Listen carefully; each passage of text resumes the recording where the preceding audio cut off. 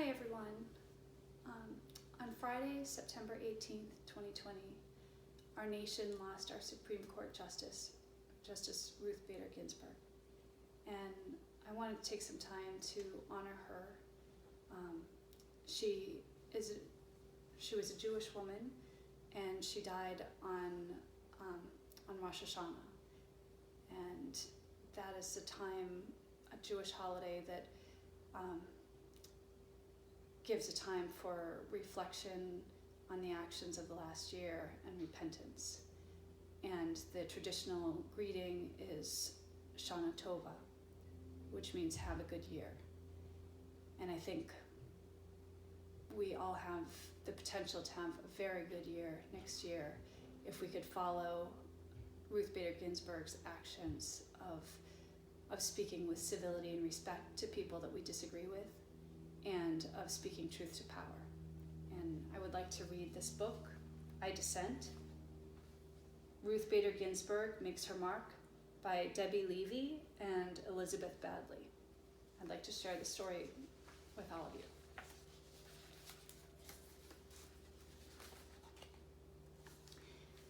You could say that Ruth Bader Ginsburg's life had been one disagreement after another.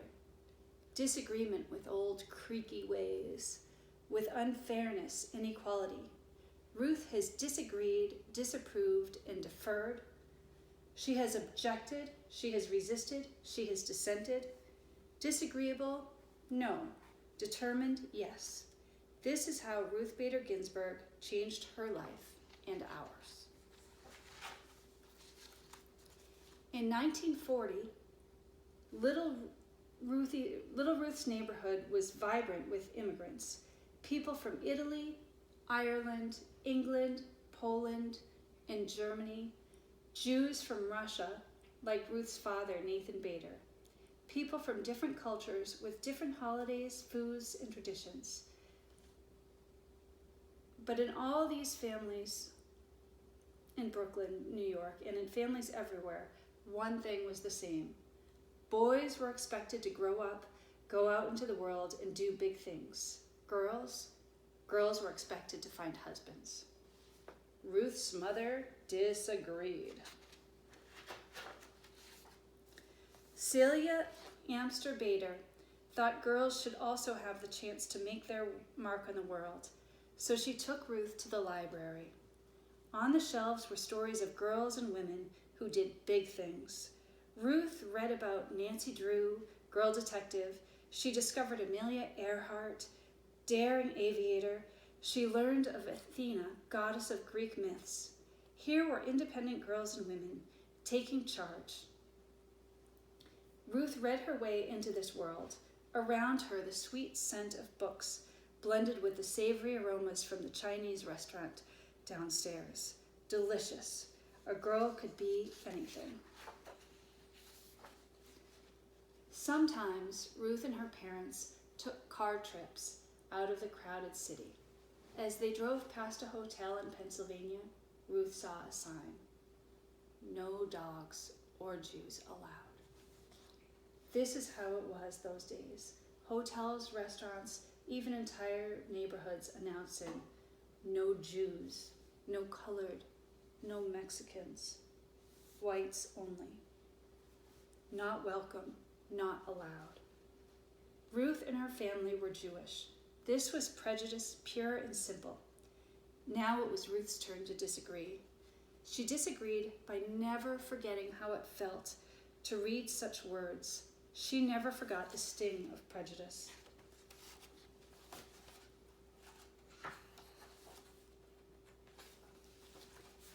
In elementary school, Ruth was excellent in some classes and less excellent in others. Her favorites were English, history, and gym. In those she did well. But then there was handwriting. Ruth was left-handed.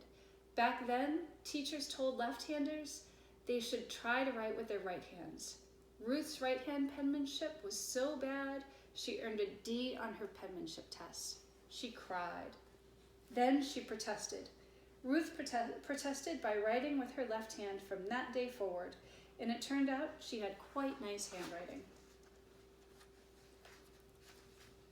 Ruth also had a little problem with sewing and cooking. These were her least favorite classes, but girls had to take them. Boys took shop where they worked with saws and other tools. Ruth objected.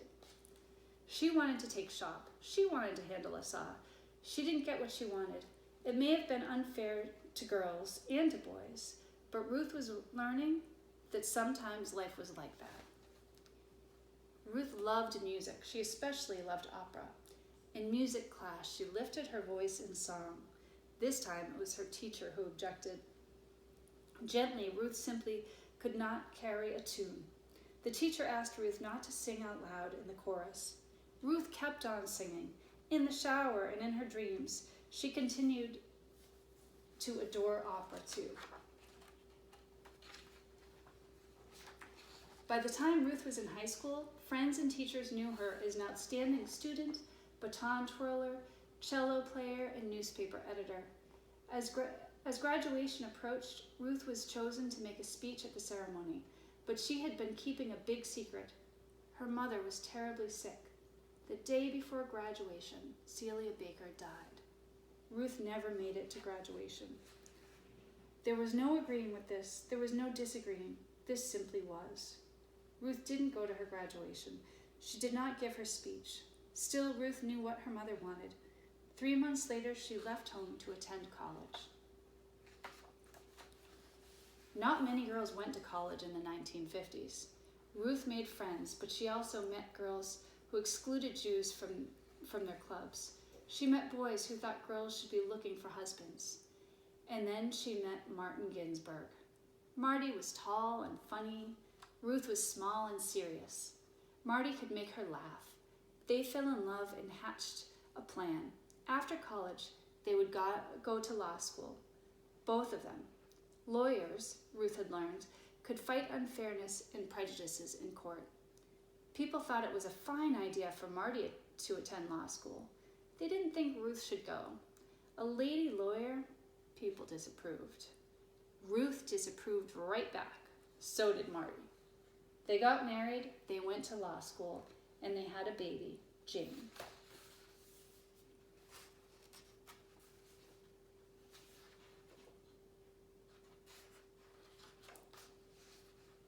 Ruth's law class had a total of 9 women and 500 men. She studied mightily and tied for first place in the class. And yet, at graduation time, no one would hire this brilliant lawyer. Why not? She was a woman. Men didn't want to work with a woman. She was a mother. Men thought a mother wouldn't pay attention to work. She was Jewish. Many people were still prejudiced. These 3 strikes against her, but Ruth was not out. She resisted and persisted. Finally, a judge hired her, and she worked like mad for him. After that, one law school hired her, and then another. Ruth became one of the few female law professors in the whole country, and she did it with a new baby at home, James. Ruth had disagreed and worked her way into being a lawyer and professor, but around her, other women were excluded from jobs. When they did get jobs, they earned less than men. They were kept out of important roles in our courts and government. To make matters worse, the Supreme Court of the United States, the highest court in the land, approved of all of this. As one Supreme Court justice had written years before, "The natural and proper timidity and delicacy which belongs to the female sex evidently unfits it for many of the occupations of civil life." In other words, women and girls were too shy and weak to do big things in the world. Another Supreme Court opinion declared, "Woman has always been dependent upon man." Ruth really, really disagreed with this.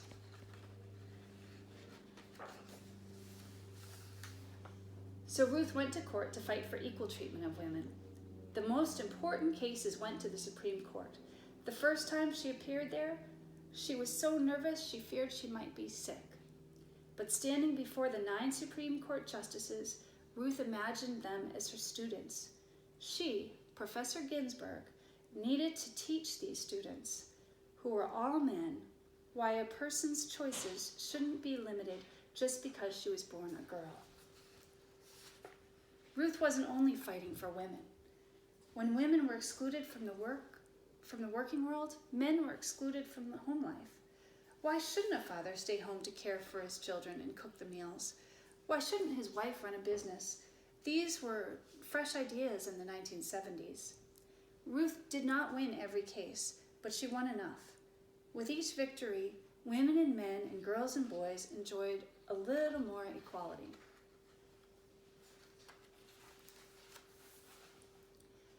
Sometimes Ruth and Marty's children received confused looks when they said that their mother argued cases in the Supreme Court and their father made the family's dinners. People found this strange. Ruth, Marty, Jane, and James did not concur. They kept on being the type of family they wanted to be, and dinners at the Ginsburg home were delicious. Marty was a successful lawyer, but also a marvelous chef who had mastered the art of French cooking.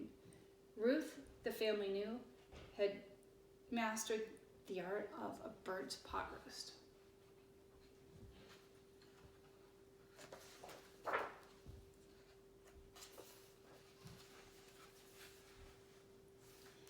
Ruth became known as a lawyer, so well known that President Jimmy Carter chose her to be a judge in Washington, D.C.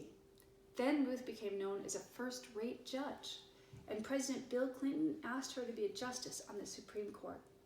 Along with the 8 other Supreme Court justices, her job would be to decide the most significant cases and answer the most difficult legal questions in the United States.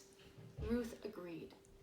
In 1993, Justice Ruth Bader Ginsburg became the first Jewish woman on the nation's highest court. In each case, the Supreme Court considers, after hearing from lawyers who argue for each side, the 9 justices take a vote.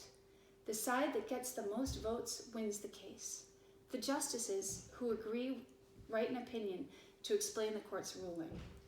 When Justice Ginsburg votes with the winning side, she wears a special lace collar over her robe.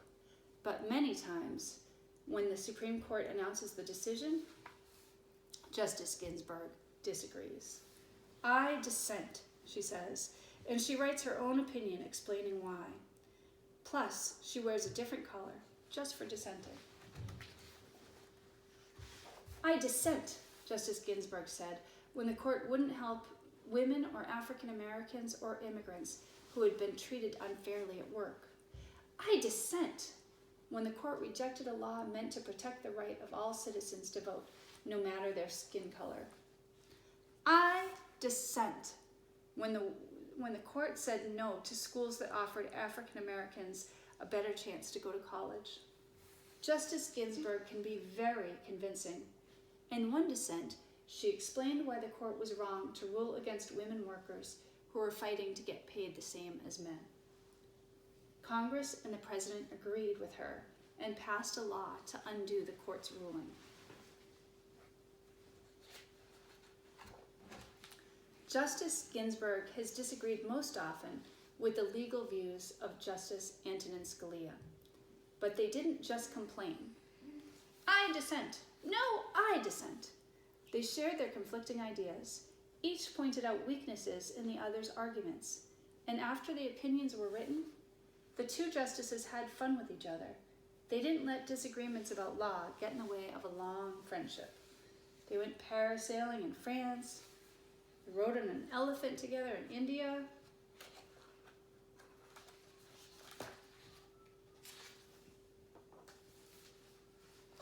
At the time this book was written, Justice Ginsburg is now the oldest member of the Supreme Court. Some people have said she should quit because of her age. Justice Ginsburg begs to differ. She begged to differ so much that she saw cases while she was in the hospital being treated for cancer. She works as hard as ever. She exercises in the gym. She never misses a day in court. She attends the opera, gives speeches, and travels. Many have cheered Justice Ginsburg for her persistence and independence. They've called her a rock star, a queen, a goddess, a hero.